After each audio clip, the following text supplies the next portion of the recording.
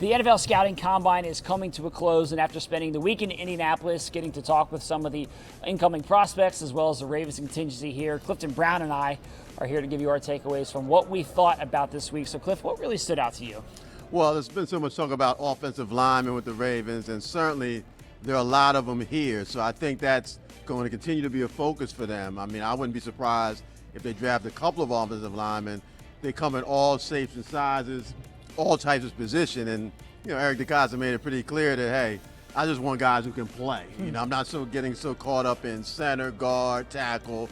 We need to upgrade there, and I think there's a lot of shopping here to be done. It's really good to see. Yeah, the offensive line position kind of took center stage on Thursday here when those guys had the opportunity to meet with the media. You got some different personalities. Trevor Penning is somebody who comes to mind. He kind of had a big personality. He plays with that nasty edge, and that's something that he said that he really embraces. And you've also got Tyler Linderbaum. I know you wrote about him. You had a chance to talk with him a little bit in terms of how he projects to the next level as a center who's a little bit undersized. I think everybody knows that he has the potential to be a really good player, but does he fit in the Ravens system? What was your take after talking with him? Well, I like the way he answered those questions. I mean, he's direct about it. He knows that's what people are saying. Is he big enough to fit in a system like the Ravens where he's going to do a lot of power blocking?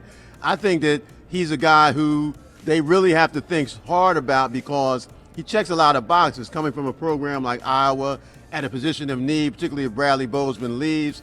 And he's a guy, you've seen other centers like Jason Kelsey, who he's often compared to, who have done well as undersized centers. So it'll be interesting to see if he comes to Baltimore, what kind of NFL player he is. But I certainly don't think that he's going to do anything to hurt himself here because he's not working out. And I think the way that he handled the questions was really good. Yeah, and it doesn't hurt when you get a chance to watch Marshall Yanda firsthand, which he's been able to do over the past few years at Iowa, and kind of see how he works in the offseason, and that is something that I think is certainly beneficial. All right, so Eric DeCosta talked with reporters in the middle of the week. What did you take away from the conversation with him? Well, I think that what happened last year with the Ravens having so many injuries really is going to continue to be a big theme in how they approach the draft and the offseason, that you never have enough players. The Ravens have a deep roster from top to bottom, but you never have enough. You just don't know in this league who's going to get hurt, particularly if injuries start happening in the same position. So this draft is deep at offensive line. It's deep at corner. There's some edge rushers. All those are areas the Ravens want to address. So the draft does fit their needs, and I just think that they're really going to be thinking about depth, just keep adding to it with all these draft picks that they have. Yeah, it really does seem like the injuries last year will definitely have an impact on how the Ravens approach the draft, how the Ravens approach free agency, how the Ravens approach the rehab and recovery process for the key players who are working their way back.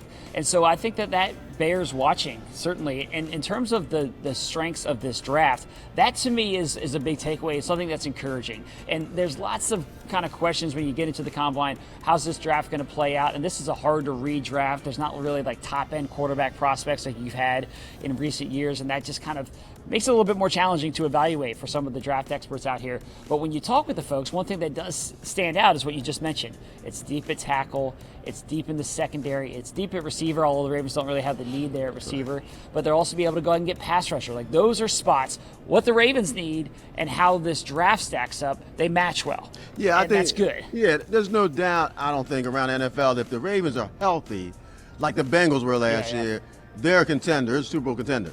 But if the Ravens suffer injuries, how will they be able to deal with it? Last year, I just think there were so many, it didn't really matter, that it was just going to be difficult to deal with. But this year coming up in 2022, they want to be a team that, okay, we know if we have some injuries, how do we respond? And I think they want to fortify themselves so that when the injuries come, they can keep rolling. Yeah, and I think these next few weeks are going to be really interesting because the Ravens still have moves to make in terms of clearing some salary cap space, so they have money to play with in free agency. And Eric DeCosta also talked about the trade market. He made the point again that the Ravens had some trades basically done last year, but they weren't able to pull them off because they didn't have the salary cap to make it happen. So maybe he goes back to that. Well, we've seen him play out the trade market plenty of times in his time as general manager, so it would not surprise me at all if he tries to make a trade happen. Basically, there's a lot going on behind the scenes. They're having conversations with agents, they're talking with these players, and I think these next couple weeks, the next 2 months, are going to be really pivotal for this franchise. So it's been a good week from here in Indianapolis. Cliff, thank you so much. Thank you.